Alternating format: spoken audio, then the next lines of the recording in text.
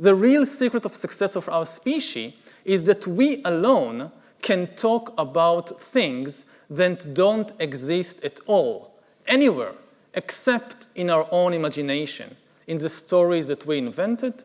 All the other animals, they too communicate, but they communicate information about things that really exist.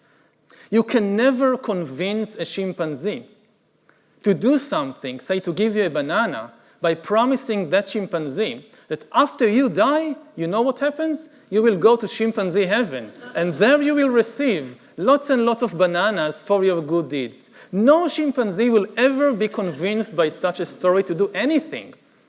Only us, only Homo sapiens. The easiest example to give is, of course, religion, but it's not just religion.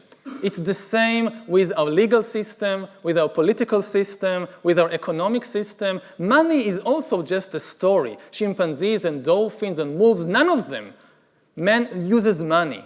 None of them, they can exchange things. I give you a banana, you give me coconut. But the idea of money, this is something unique to humans because, again, it is based on a story about something that exists only in our imagination. We take, say, a piece of paper or a piece of gold, which is worth nothing. You can't do anything with gold. You can't eat it, you can't drink it, you can't wear it, you can't even make weapons out of it because it's too soft. So you take something without any inherent value and you tell a story. Look, this piece of worthless metal or this piece of colorful paper, it is worth 10 bananas. And if enough people believe that story, then it becomes an extremely effective story. Millions of strangers are willing to do amazing things and sometimes terrible things just for these colorful pieces of paper. So this is the power of the human imagination. So we see then that Homo sapiens, in contrast to all the other animals in the world, lives in a dual reality. Other animals, they live inside an objective reality. We humans also live in this reality. We also encounter trees and lions and rivers and mountains, but we also have another reality. In addition to this objective reality, we also live inside a fictional reality, a reality that we invented, that exists only in our imagination, a reality that contains things like nations, which are just the stories that we invented, which contains money, which is populated by gods, which includes things like human rights, which again, it's our invention.